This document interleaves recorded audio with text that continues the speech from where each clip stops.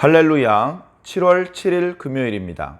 사도행전 8장 14절부터 25절까지 말씀을 읽고 은혜 나누도록 하겠습니다.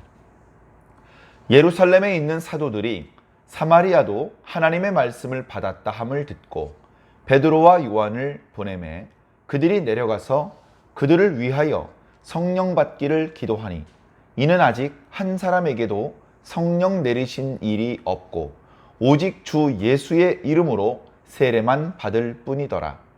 이에 두 사도가 그들에게 안수하며 성령을 받는지라. 시몬이 사도들의 안수로 성령 받는 것을 보고 돈을 들여 이르되 이 권능을 내게도 주어 누구든지 내게 안수하는 사람은 성령을 받게 하여 주소서 하니 베드로가 이르되 네가 하나님의 선물을 돈 주고 살 줄로 생각하였으니 네 은과 네가 함께 망할지어다. 하나님 앞에서 네 마음이 바르지 못하니 이 도에는 네가 관계도 없고 분깃될 것도 없느니라. 그러므로 너의 이 악함을 회개하고 주께 기도하라. 혹 마음에 품은 것을 사하여 주시리라. 내가 보니 너는 악독이 가득하며 불의에 매인 바 되었도다. 시몬이 대답하여 이르되 나를 위하여 주께 기도하여 말한 것이 하나도 내게 임하지 않게 하소서 하니라. 두 사도가 주의 말씀을 증언하여 말한 후 예루살렘으로 돌아갈새 사마리아인의 여러 마을에서 복음을 전하니라. 아멘. 자, 계속해서 사마리아의 복음을 전파하는 이야기가 나타나고 있습니다. 지난 시간에 말씀드렸던 것처럼 얼마나 사마리아 지역의 많은 백성들이 이 복음을 믿었는지 그 소문이 예루살렘에 들릴 정도였습니다. 예루살렘은 거꾸로 왕성한 복음의 활동이 하기 어려운 분위기였죠. 사울을 비롯한 여러 유대인들이 교회를 핍박하고 조금 반짝 핍박하고 마는 것이 아니라 지속적으로 괴롭혔다라고 기록하고 있기 때문에 그렇습니다. 자, 그렇기 때문에 막 성전에 가서 복음을 전하고 이 가정 저 가정에서 대규모로 예배를 드리기는 어려웠을 것입니다. 그저 사도들끼리 모여서 기도하고 근심스럽게 이 어려운 상황이 빨리 지나가기를 간구했을 것입니다. 그러던 차에 소식이 들립니다. 사마리아 지역의 많은 백성들이 예수 그리스도를 구주로 영접했다. 그 소식을 듣고 예루살렘에 있었던 사도들은 베드로와 요한을 사마리아에 보내기로 했습니다. 왜 보냈을까요? 이 복음은 우리 건데 누가 우리 허락도 없이 복음을 전했어? 해가지고 기강을 잡으러 갔을까요? 그런 차원은 아니었던 것 같습니다. 그저 사랑하는 마음으로, 기쁜 마음으로, 그리고 염려하는 마음으로 갔을 것입니다. 염려는 사도들이 가지고 있는 복음의 내용에서 어김이 없이 사도들이 믿는 내용과 동일한 내용을 믿는 것인지 아니면 조금 왜곡된 방향으로 믿는 것인지 그런 것들이 만약에 있다면 바로잡아 주기 위해서 간 것입니다. 자, 그들이 사도들과 동일한 믿음을 가지고 있다면 기쁜 마음으로 간 것입니다. 그들을 위해서 위로해주고 격려해주고 축복해주기 위해서 간 것이죠. 그리고 어쨌든 예루살렘이 본부였기 때문에 돌아와서 사마리아의 사정을 확인한 사도들의 말을 통해서 사마리아도 이제 예수 그리스도 복음을 받아들였습니다. 저희들이 확인했습니다. 얼마나 감사한지 모릅니다. 많은 백성들이 예수 그리스도의 말씀을 듣고 기뻐했습니다. 이제 이런 소식을 전해주기 위해서 확인차 사도 2명을 보냈던 것 같습니다. 그들은 사마리아에 도착을 해서 사람들을 만나 가르침을 펼치기 전에 기도부터 시작했습니다. 그들의 기도의 내용은 사마리아에 있는 그리스도인들이 성령 받게 해달라는 것이었습니다. 그들은 아직 성령 받은 상태가 아니었기 때문에 그렇습니다. 자, 어쩌면 조금 혼란스러우실 수도 있습니다. 우리 예수님을 믿으면 이미 성령 받은 거 아니야? 목사님 저번에 그렇게 말씀하셨잖아요. 성령님 없이 어떻게 예수님을 믿을 수 있습니까? 그런데 여기서 성령 받았다는 것은 사도들이 얼마 전에 오순절날 받았던 그런 놀라운 성령의 능력, 더 강력한, 더 충만한 성령의 능력이 사마리아 백성들에게도 임하기를 간구했던 것입니다. 사마리아 백성들은 빌립을 통해서 예수 복음을 들었고, 그리고 예수 그리스도의 이름으로 세례를 받았을 뿐 사도들이 경험했던 강력한 성령의 임재를 체험하고, 성령의 은사들이 방언을 비롯해서 예언을 하고 꿈을 꾸고 환상을 보고 이런 어떤 성령의 능력들이 발현되는 것을 경험하지는 못한 상태였기 때문에 그렇습니다. 성령의 충만이 없으면 구원을 못 받느냐, 성령의 충만이 없으면 그리스도인이 아니냐, 뭐 그런 것은 아닙니다. 그러나 사마리아 지역에 있는 그 그리스도인들이 성령의 충만을 체험하고 예수 그리스도 안에서 더 깊은 은혜를 체험하기를 원했던 사도들이 그들을 위해서 그렇게 기도했던 것이죠. 그리고서는 만나는 백성들에게 안수로 기도해 주었습니다.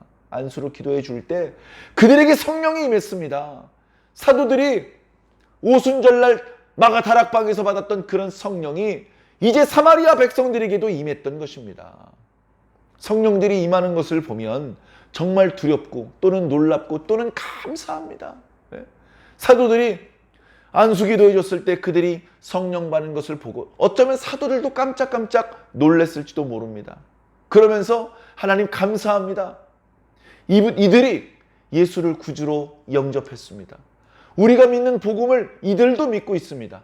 우리가 받은 성령을 이들에게도 부어주시니 감사합니다. 이 사마리아 도성에서도 이제 계속해서 복음이 뻗어나갈 수 있게 하여 주시옵소서. 예수님께서 생전에 너희들이 성령을 받으면 그와 함께 권능을 얻어서 예루살렘과 온 유대와 사마리아와 땅끝까지 이르러 내 증인이 될 것이라고 말씀하셨는데 그 말씀이 이렇게 이루어지는 것이었군요. 감사합니다. 이제 이런 마음으로 그 그리스도인들에게 안수 기도를 해 주었던 것 같습니다. 그런데 그 모습을 이제 옆에서 시몬이라는 사람이 봤어요. 시몬은 마술사라고 말씀드리지 않았습니까? 빌립을 통한 복음의 역사가 나타나기 전까지는 이런저런 마술을 사람들에게 보여줬습니다. 꽤 오랜 기간 사람들을 속여 먹었습니다. 스스로 큰 체했습니다. 사람들이 그를 두려워하고 따랐습니다. 자, 그러다가 복음의 역사가 나타나다가 이제 더 이상 자신의 마술은 별게 아니라는 걸 느꼈습니다. 진정한 신의 권능을 체험했던 것입니다. 그래, 자신도 복음을 듣고 믿고 세례를 받고 빌립을 따라다니기까지 했습니다. 빌립보다 더 높은 분, 빌립보다 더 능력이 있는 분, 그런 분들이 예루살렘에서 올라왔다는 소식에 아마 시몬이 달려와서 보았을 것입니다. 뭐 존경 어린 마음으로 보았는지 구경하러 나왔는지 잘 모르겠습니다만 놀라운 것은 빌립과 똑같은 말씀을 전하고 빌립과 똑같은 기적과 표적이 나타나는 것 이외에 안수기도를 해줬더니 기도를 받는 사람이 성령의 충만을 경험하게 되는 것입니다. 성령은 눈에 보이는 것은 아닙니다만 성령 받은 성도들이 전에 없었던 성령의 능력과 은사가 발현되는 것을 시몬이 보고 깜짝 놀랐던 것 같습니다. 그동안 사마리아 사람들을 속여서 모았던 돈을 가지고 와서 사도들에게 내밉니다. 선생님들, 이 돈을 받으시고 조금 전처럼 안수해서 성령이 임하게 하는 그 재능을 저한테 좀 파십시오. 그렇게 얘기를 했습니다.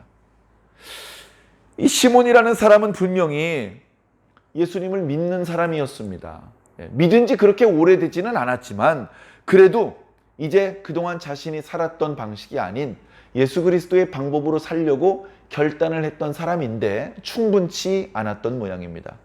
순식간에 베드로와 요한이 안수해 줄 때마다 성령이 임하는 것을 보면서 야, 이거 돈이 되겠는데? 야, 이거 돈이 되겠어. 저 재능을 살 수만 있다면 야, 정말 좋겠다. 그러면 내가 원하는 사람한테 성령 받게 해줄 수 있지 않겠느냐. 그러면 내가 성령 받게 해줄 테니까 나한테 돈을 달라. 이렇게 요구하면 큰 돈을 벌 수 있겠는데? 참 어리석게도 그렇게 비즈니스적으로 성령 그 임재를 이렇게 생각을 했던 것 같습니다. 자, 베드로가 얼마 전에 아나니아와 삽비라가 그 소유물을 판 값을 일부 숨기고 사도들의 발 앞에 갖다 놓은 것도 꿰뚫어 본 베드로. 물론 베드로에게 그런 재능이 생긴 건 아닙니다. 성령님께서 가르쳐 주셨기 때문에 할 수 있는 것이죠. 성령님께서 입을 다물고 계시면요, 베드로는 깡통, 아무것도 할 수 없는 무능력자가 될 수밖에 없습니다. 그러나 지금도 성령님께서 왕성하게 베드로와 함께 하시면서 활동하고 계시기 때문에 베드로가 그를 딱 쳐다보니까 그 속에 간사함이 보였던 것입니다. 그래서 베드로가 그를 향해서 이야기를 합니다. 그 이야기는 책망이고 저주에 가까운 내용들이었습니다. 자, 뭐라고 말씀하십니까? 네가 하나님의 선물을 돈 주고 살 줄로 생각했느냐? 베드로는 자신이 가지게 된 이 재능을 하나님의 선물이라고 생각했습니다. 자기 게 아니에요. 하나님께서 주신 거예요. 자기 마음대로 쓰면 안 됩니다. 하나님의 뜻대로 사용해야 됩니다. 자, 그런데 이 시몬이라는 사람은 그걸 모르고 돈 주고 사고 팔 수 있는 거라고 생각했던 것입니다. 그랬으니 네 은과 함께 네가 망할 것이다. 칼로 일어선 자는 칼로 망할 것이고 돈으로 일어선 자는 돈으로 망할 것이고, 자기가 믿었던 것 때문에 무너지게 되는 것입니다. 자, 21절에 하나님 앞에서 네 마음이 바르지 못하다. 이 복음에 대해서 너는 이제 관계할 것도 없고 분깃도 없다. 그러니 써 꺼져라이, 뭐 이런 분위기의 말씀입니다. 얼마나 준엄한 책망의 말씀입니까? 자, 22절. 그러나 그렇게 꺼지라고 말하지 않으시고 회개의 길이 열려 있음을 또 알려주시는 것입니다. 그러므로 너의 이 약함을 회개하라. 회개하란 말은요, 어렵게 생각하실 필요 없습니다. 마음을 고쳐먹는 거예요. 생각을 바꾸는 게 바로 회개입니다. 메타노이아라는 단어의 본래 의미입니다. 생각을 고쳐먹고 주님께 기도해라. 그렇다면 주님께서 용서해 주실 것이다. 그러나 내가 보니 너는 악독이 가득하고 불의에 얽매여 있는 상태이구나 라고 그를 진단했습니다. 다행인 것은 그 뒤에 24절에 시몬이 즉시 회개했습니다. 사도들에게 부탁을 합니다. 나를 위하여 주님께 기도해 주십시오. 방금 했던 말들이 하나도 나에게 이루어지지 않게 해주십시오. 이렇게 부탁을 했죠. 회개했다는 것을 이렇게 말씀해 주고 있습니다. 자, 이렇게 사마리아의 이야기가 일단락되면서 25절 말씀은 두 사도가, 베드로와 요한이 사마리아의 일을 마무리 짓고 예루살렘으로 돌아가는데, 야, 이 소식을 기다리는 사도들이 있으니 우리 빨리 최단 거리 전속력으로 예루살렘으로 가자, 이렇게 한 것이 아니고 가면서 사마리아 이 마을 저 마을을 방문해서 거기서 복음을 전하면서 내려갔다라고 기록하고 있는 것입니다. 자, 성령이 임하는 것은요, 사람이 컨트롤할 수 있는 게 아닙니다. 성령을 조종하실 수 있고 운영하실 수 있는 분은 당연히 하나님밖에 없습니다. 그걸 내가 하려고 한다는 것은 다른 표현으로 하면 내가 하나님이 되려 한다는 뜻입니다. 내가 하나님이 되려고 하면 안 됩니다. 예? 선악을 하나님께서 분별하십니다. 그걸 내가 분별하려고 하면, 야, 나 저 선악 따먹고 내가 직접 선악을 분별할래? 이것은 스스로 하나님이 되려는 시도나 다름없는 것입니다. 마귀가 왜 지옥 밑바닥에 내리꽂혔습니까? 그가 한때는 천사들 중에서도 지위가 높은 천사장이었습니다. 그러나 그가 북극 지폐 위에 자신의 보좌를 높이고 지극히 높으신 분과 어깨를 나란히 하려고 하다가, 다시 말해서 하나님이 되려고 하다가 그는 가지고 있던 모든 지위를 잃어버린 채 하늘에서 쫓겨날 수밖에 없었던 것입니다. 많은 그리스도인이 넘어지는 이유가 무엇입니까? 바로 교만 때문입니다. 어떤 목사님이 그러시더라고요. 교만은요, 시작을 하면 안 됩니다. 일단 시작을 하면 멈추기 어려운 죄가 교만의 죄라고 합니다. 겸손하셔야 됩니다. 겸손하셔야 돼요. 스스로 주님이 아니시면 빈 깡통이라는 것을 늘 잊지 말고 하나님 앞에 늘 납죽 엎드러져서 오늘도 살려달라고, 오늘도 주의 성령으로 내 속에 채워달라고, 오늘도 나에게 주님의 좋은 것들로 채워달라고, 그렇게 간절히 하루도 빠짐없이 기도하셔야 됩니다. 생각해 보십시오. 그 좋은 것을 하루라도 주님께서 우리 속에 채워주지 않으시면 우리 그날 깡통으로 살아야 됩니다. 제대로 된 사람 구실도 못 찬 채, 어쩌면 입가에 침을 흘리면서 희죽희죽 웃으면서 비틀거리면서 살지도 모릅니다. 우리가 이렇게 반듯하게 사는 것은 다 하나님의 은혜인 것이죠. 사랑하는 성도 여러분, 늘 겸손하시기 바랍니다. 특별히 성령의 은사는 사람이 컨트롤할 수 없습니다. 내가 원하면 하나 더 얻어낼 수 있고, 내가 원하면 저 사람에게 줄 수 있고, 그럴 수 없습니다. 그렇게 해 주십사 기도는 할 수 있죠. 그러나 우리가 기도한 대로 100% 되는 것은 절대 아닙니다. 주권은 우리에게 있는 것이 아니라 하나님께 있기 때문입니다. 하나님의 절대 주권 앞에는 겸손해야 됩니다. 우리의 어리석음이 드러났다면 즉시 회개해야 됩니다. 회개한다면 주님께서 나무라지 않으실 것입니다. 주님의 뜻은 우리가 실수할 길을 기다렸다가 벌 주시는 것이 아닙니다. 우리가 회개할 때까지 기다리셨다가 용서해 주시는 것이 주님의 뜻임을 깨닫고 주님께 감사하시기 바랍니다. 오늘 하루도 우리에게 성령 부어주시기를 간절히 사모하는 마음으로 하루를 보내시기를 바랍니다. 그래서 그 뜻대로 오늘 하루를 지혜롭게 잘 사시기를 바랍니다. 이제 한 주간의 일상의 일들을 마무리하셔야 될 겁니다. 그리고 주일을 준비하셔야죠. 이 타이밍에 오늘 하루도 주님과 동행하면서 알차고 보람있고 가치 있는 하루를 보내게 되시기를 예수님 이름으로 간절히 축원합니다. 아멘.